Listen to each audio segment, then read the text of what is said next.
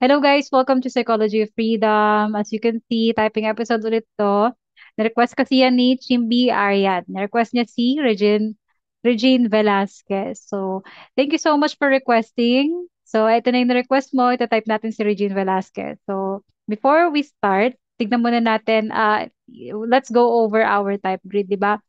Paano natin siya itatype? Kukunin natin yung cognitive functions niya, FIT user ba siya or FETI, SINE user ba siya or SENI, and then yung interaction style niya, direct ba siya or informative, responding ba siya or initiating, movement ba siya or control. Then last is yung temperament, abstract ba siya or concrete, affiliative or pragmatic, systematic or interest-based. And then after that, pag nakuha na natin lahat ng information na kailangan natin, i-figure out na natin dito among the 16 types kung ano talaga yung personality type niya.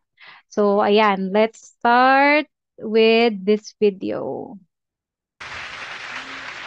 Ano naisip mo nung nalaman mo magkakaroon na ng sis sa GMA? We were gonna have a show, my sister and I was happy for you guys. But I was thinking, makaka-guess kaya ako doon. I kept thinking, I wonder kung makapag-promote kaya ako doon.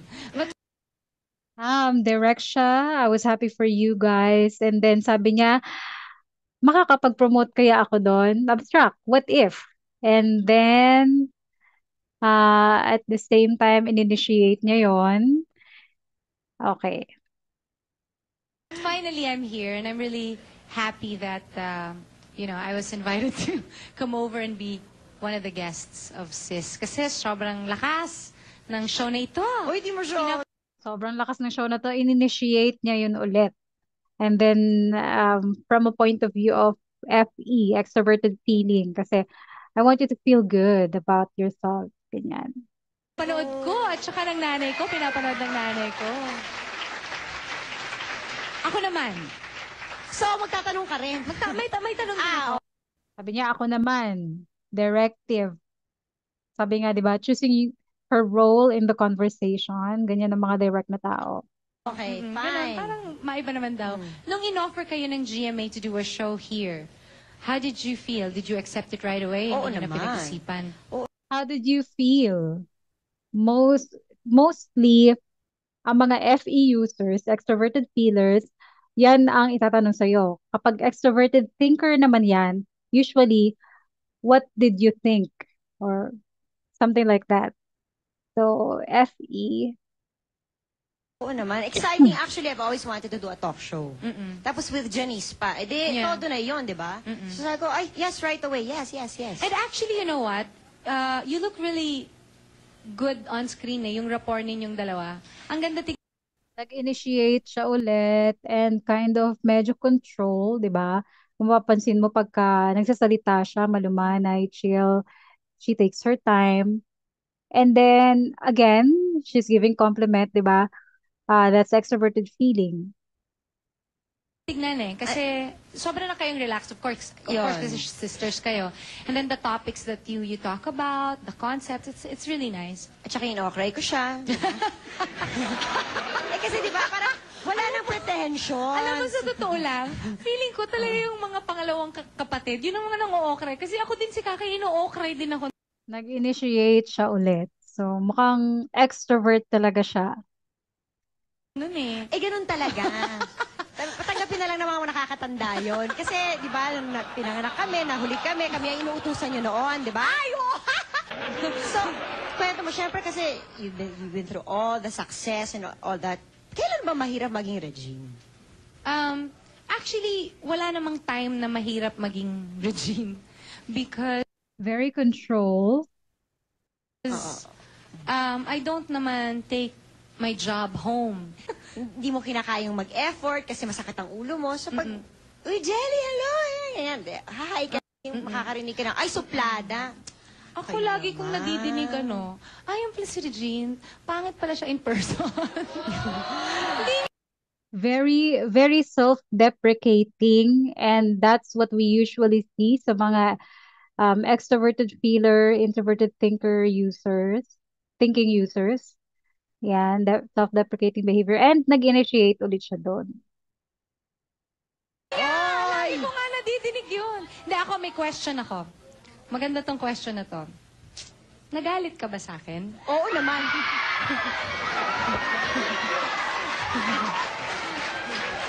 Alam ka naman matuwa ako. Di ba? Nagulat ka ba? Nagalit ako sa'yo. Actually, hindi. Ini-expect ko na galit ka. Very direct yung language niya, di ba? Very straight to the point. Wala nang marami pang paligoy-ligoy or sinasabi. No. Sa Biglang quiet, biglang biglang quiet. Tapos mag-isip tayo next question, di ba? Hindi kasi, I guess it would be a good thing to talk about it now. Because, Di ba? Nakikita nyo how control she is. Pagka si, ano yung nag-interview sa kanya, medyo chaotic all over the place, kind of. Pero pag siya, biglang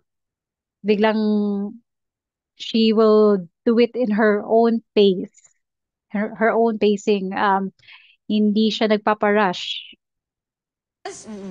I'm sure people would wonder what happened Oo nga. and things like that. And I guess this would be the perfect time, right? I have a question.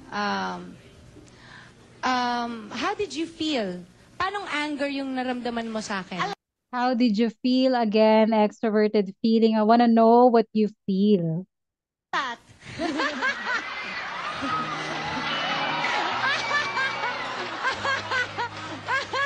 Kailan lang siyang humupa? Kailan lang siya humupa? Naku, mukhang marami pa kaya ang gusto nilang sabihin. Ay, ikaw na magtanong sa akin. O, ikaw naman magtanong sa akin, that's the directive na speech. Ano ba? Anong feeling nito? Nag-usap tayo ngayon. Lalo nang tinawagan ka para mag-guest.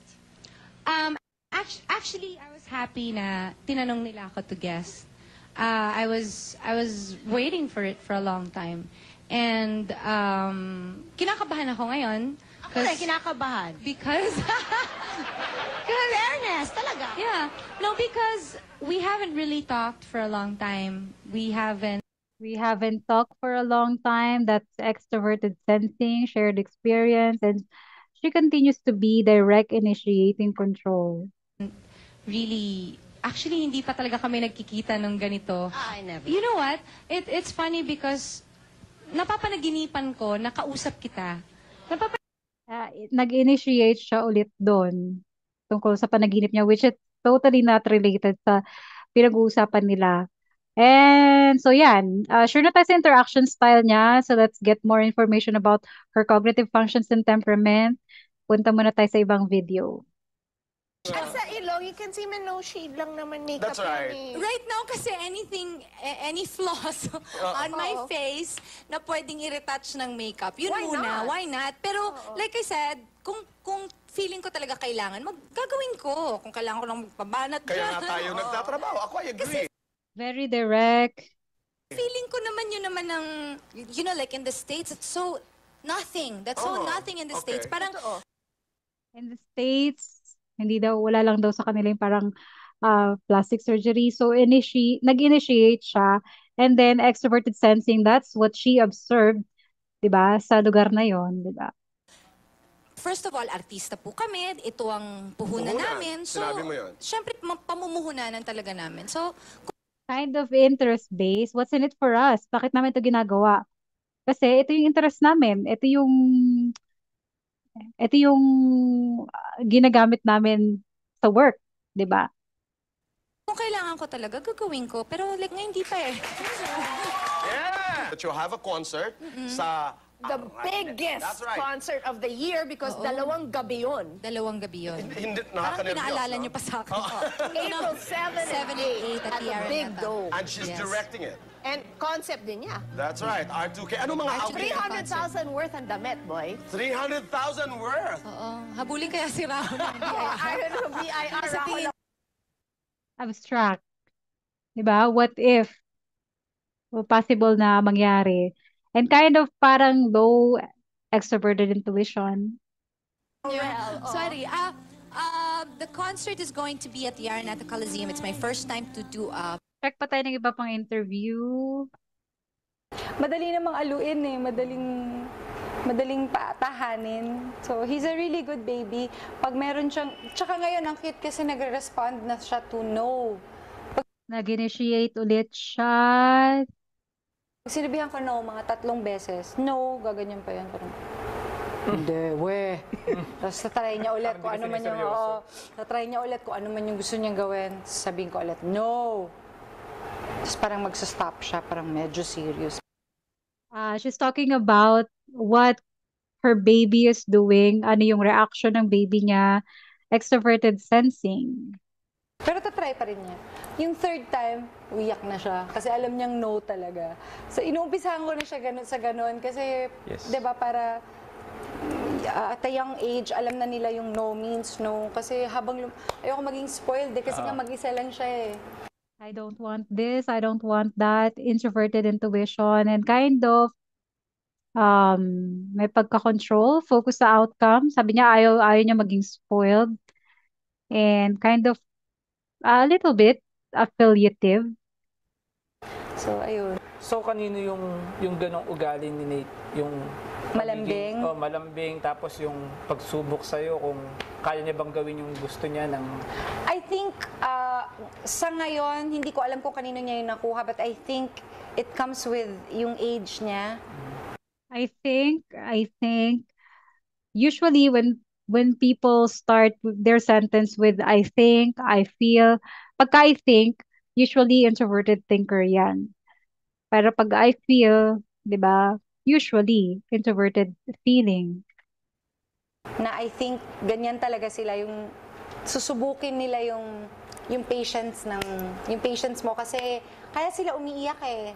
Minsan may mga iyak silang hindi naman Talking about causation, kaya sila umiiyak, ganyan. talaga iyak. Fake lang. Oo, hindi kasi gusto nilang malaman kung gagawin mo yung pinapagawa nila. Yung, talagang tinetest yung patience mo. So, kaya nga Talking about the intention behind doing that. That's parang tawag nito, low extroverted intuition. sa ngayon pa lang at an early age, kailangan i-introduce ko na may no. Siya sa script. So, makakabisado ko yun the way it was written, kung paano yung putol, ganyan. Pag nilagay sa prompter at iba, hindi ko na naman mababasa yun. I'll have a hard time again. So, may Extroverted sensing. Kasi usually, yung mga extroverted sensors, since very aware sila sa environment, sa paligid nila, di ba, sinabi niya nga, di ba, makakabisado niya yun pagka same yung arrangement ng words, halimbawa. Tapos hindi niya na mahirapan na siyang basahin pagka hindi iba na yung arrangement. So kasi it's about the environment as they observed it. So extroverted sensing. experiences ka na ba na gano'n, na kumakanta ka or nag-spill ka na iba yung yung... Oo, hindi ko nababasa. Or kung ano-ano yung sinasabi ko. Dati Very direct. tatawanan nila ako. So parang ako, hiyang-hiya ako, nahihiya ako. So parang I feel very embarrassed na parang ang bobo-bobo mo naman, nandiyan na nga, babasahin na lang. But, kasi nga that time, hindi ko naman alam na meron akong learning disability. It's a learning disability. Yes. But now, hindi na ako, I don't feel so bad kasi at least meron But now, which is the outcome, she's focused on the outcome. tawag doon. Meron na I realize na merong mali talaga. Hindi naman pala ako bobo. Ako mas na-affect ako dun sa pressure na nafe-feel ko as a student na medyo sobra akong nasa stress na pag pumapasok ako sa school, yung parang ano ba tong ginagawa ko? Bakit ako Stress siya, pressure siya pag pumapasok siya sa school kasi nga, she has introverted thinking inferior. school? Tapos ganun pa rin naman, hindi pa rin may nakakabisado ko kung anong sinasabi nila, pero pagdating sa pagsulat or sa pagbasa, I have a hard time. So parang bakit pa ako pumapasok? Parang ganun. Bakit pa ako pumapasok? That's interest-based. So, what's in it for me kung hindi ko rin naman di ba, mag-get yung mga tinuturo. Medyo, it was a hard, school was a medyo hard for me. Hindi ako nag-enjoy. Pagka nga yung may kwentuhan about high school, di ba? Yun yung supposedly pinakamasayang Pag may kwentuhan about high school and initiating. time. Hindi ako nakaka-relate. At saka wala akong sinasabi kasi parang hindi ko type. Hindi ako nag... She looks like movement kasi 'di ba she's all over the place and galaw siya ng galaw because I think she is cognitive transitioning sa ISTP subconscious niya. So, I think enough na 'tong information na to. So, cognitive function wise, FETI, SENI. So, ibig sabihin nasa either NFJ or STP quadra siya. And then interaction style niya, direct initiating control. She's one of the in-charge types. So, tignan natin dito. Sabi natin, direct initiating control, one of the in-charge types. So, dito lang siya. Wala na tong mga nasa third, second, and fourth row. So, sabi natin, NFJ, STP. Tanggal na yung ESTJ, tanggal na yung ENTJ. And it's a battle between ESTP and ENFJ. Tapos sabi natin, yung temperament niya is abstract and interest-based and a little bit of affiliative nakakita tayo. So, she is not pragmatic for sure. So, tanggal na yung ESTP. So, she can only be an ENFJ, also known as the mentor. So, Regine Velasquez is an ENFJ. Sino yung mga personality type niya? Si Kelly Clarkson. Sino pa ba? Olivia Rodrigo. Neil deGrasse Tyson. Kung sa Pilipinas naman, si Raffy Tulfo is an ENFJ. Sino pa ba? Si Angeline Quinto, di ba? You see how similar they are? Si Angeline Quinto at si Regine Velasquez. And may nag-point out niyan sa comment section. So, dun sa mga nakatama ng pag-type kay Regine Velasquez, congrats. We're getting better at typing, people. So, ayan. Regine Velasquez is an ENFJ. So, thank you so much for listening and watching. Sana may napulot kayo. And I'll see you sa next video.